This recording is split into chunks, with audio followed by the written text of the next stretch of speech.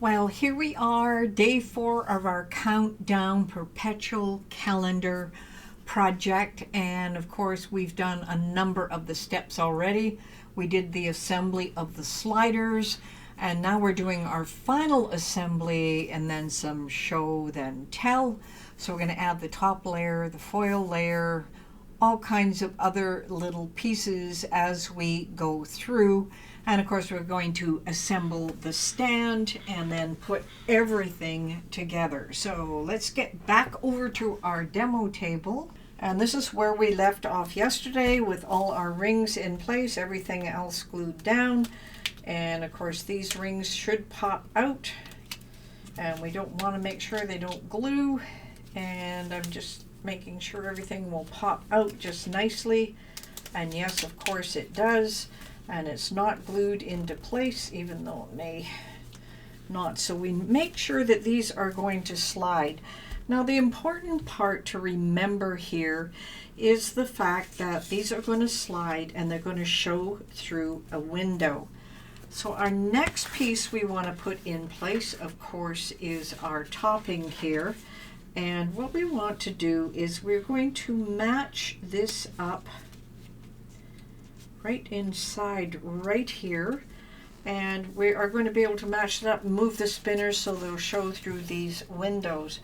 But we want to make sure that this stays in place. Now, if you wanted to use one of the extra pieces that we have, we did cut them out in black, but I happen to have one here that was in green. I didn't cut my holes inside of this one.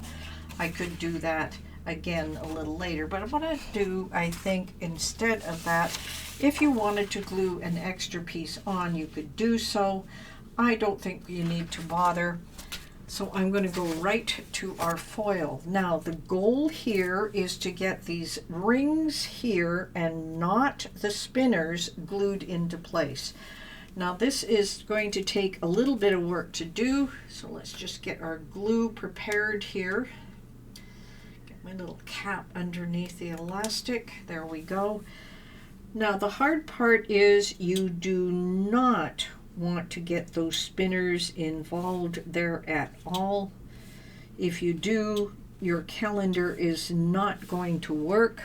So what we're going to do is make sure it's towards the top where you are going to glue. This is the outer ring. And we have 3 other rings that we need to put together here.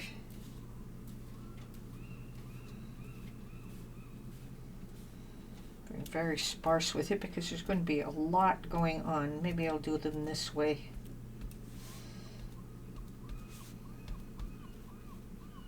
Towards the middle. This is going to be a little finickier. Just don't want a lot of glue anywhere, but just enough to hold down the outside layer. Maybe I'll space them apart a little more. These inside ones, maybe even a little further apart. Just don't want to get it anywhere near the spinner. Now that I'm aware of it, guess where my glue wants to go, of course. I'm going to get this one more towards the inside. You won't see that. As long as it doesn't affect my spinner, I'll be happy. These ones on the outside, just very careful where you're going to put your glue, because you don't want anything else touching it. You have to have your spinners spin. And I'll get this last piece here. Some of that is a little thin. I had to trim a little bit on some of them.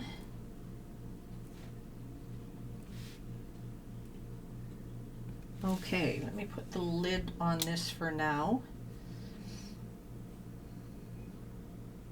Now, a little trick here is to squish the air out and then push the cap in. It'll then keep the rest of that clear. Now, I want to make sure that we've got all our rings in place here. And we do. All right. Now, what I want to do is match up these outer edges. So so that it matches up here. There we go. And then I can push it down. And while I'm pushing it down, the important part is I have to be able to move these spinners. And just give it a little, because if you get any glue on it, it's not going to work that well. So we have a little issue with the middle one. This one is moving, that's what counts. And this one is also moving. Okay, so it's just those inner pieces, like right here and here and here. Just see if that'll still work. So now we have, of course, our spinners. I've got the date, it's not December. We want to be able to move these around.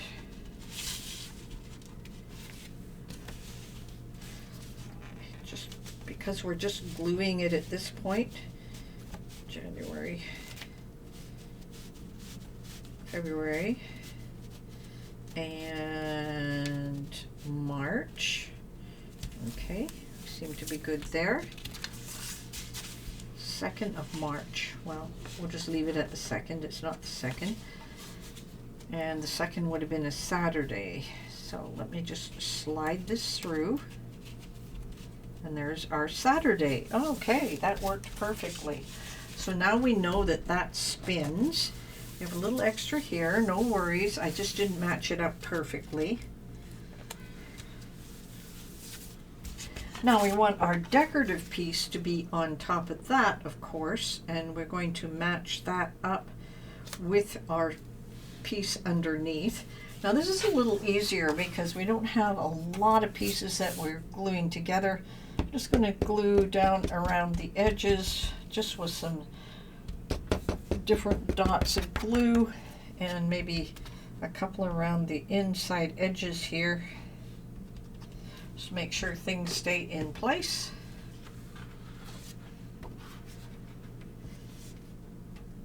Now the biggest thing is to get those to match and the bottom layer here to match at the same time.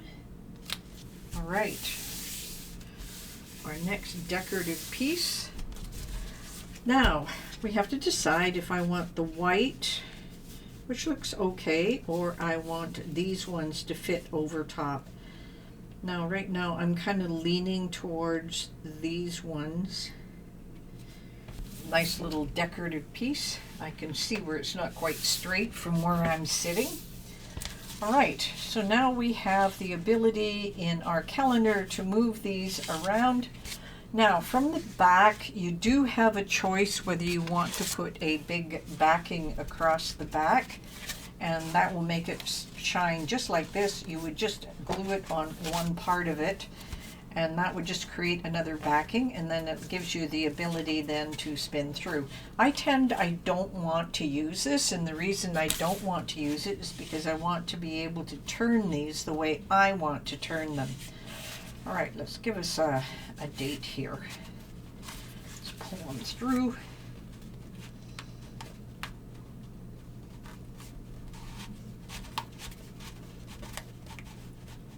Let's make it the 5th.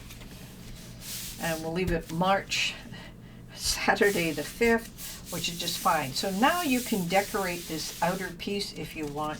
Okay, it is time to put our stand together, and I'm just going to move this to the side and move some of my things out of the way. Of course, we are going to fold these two pieces back, and then we're going to push this center piece in place. Now, the reason we have two little flaps on the side is because we want those to brace the side so it stays into place, and I'm just going to push that middle piece in. I notice I had a little tear here, but it won't make any difference right now.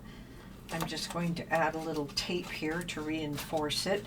I find the paper I chose doesn't work as well. Now you'll see the little stand works just like that all by itself. Now, it's going to have to work to hold up our calendar, so we're going to glue it to the bottom. But what I want to do, of course, is glue these flaps down so that I know they are going to stay in place and not flap around on the other side. So I'm going to do the same with both of these. Just get underneath those, give it a little glue, and push those into place. And I've got a little tape on mine. I'll take that off before we're finished. So there we have our stand. So what we want to do now is, of course, add the stand to the back here. So you want to have enough room where we can move the calendar in place. So I kind of want to center this, probably more at the bottom, just a little bit. And I want to make sure I glue it into place around the center. So I'm just going to add some glue to these pieces to keep them glued onto our calendar. Just going to bring it down a little bit below. It's not going to affect anything here, so I just want to make sure it's pretty straight. And it covers, of course, you want the circular part covered. And just a little bit here, so that's going to be our stand that's going to stay in place here. Now it's not quite dry, however, it will stand up the way I want it to. Got the top and the bottom, and there we go. It's standing up, and you can't quite see it from where I see it, but it will stand up on the table. If you want to, you can have it, of course, lean back a little bit more, but the one we designed comes through like this, so it just holds it into place. Now I could open it up a little more and have it lean a little back, and I've changed mine to the 5th of April and a Saturday.